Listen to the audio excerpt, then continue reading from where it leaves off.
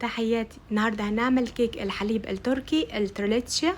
هي عبارة عن 3 بيضات وشوية فانيليا، وهنضربهم كويس قوي بالمضرب لحد ما ينسجموا كده ويطلعوا فوليوم كده ويرتفعوا.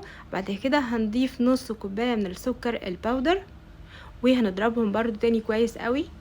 وبعدين هننزل بمعلقة كبيرة من السمنة، وممكن تستبدليها بالزيت. هنضربهم كويس قوي. بعدين نضيف كوبايه وربع من الدقيق، عليهم رشه ملح، عليهم معلقه كبيره من البيكنج باودر. الكيكه دي ما فيهاش اي سوائل، الا هتتسقي بعد ما تستوي بالسوائل. خلاص هتنزل كده في الطاجن بتاعنا مدهون زبده وشويه دقيق، وزي ما انتم شايفين القوام بتاعها تقيل. هتدخل فرن رف اوسط على درجه حراره 170. هنختبرها بعد ربع ساعة وهنشوف اذا كانت استوت ولا لا. بعد كده هنخرمها بالعصاية الخشبية دي عشان نسقيها باللبن دافي. لازم يكون اللبن دافي عشان تشربها. هتحطي كمية اللبن حسب ما انتي تشوفي كيكة هتشرب بتحتاج منك قد ايه.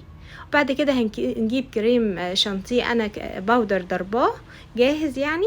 وبعدين هنسقيها على الوش بقى بالصوص الكراميل، واحنا كنا عاملينه قبل كده في وصفات، وهسيب لكم اللينك بتاعها. وبعد كده بنزينها بقى بشوية خطوط كده من الكريمة في الاخر. وبين كل مرحلة ومرحلة انصحك تحطيها في التلاجة عشان الجو حر وما تسحش منك. بس كده لذيذة قوي ومنعشة وشبه الجاتوه في طعمها، واتمنى ان الوصفة تعجبكم.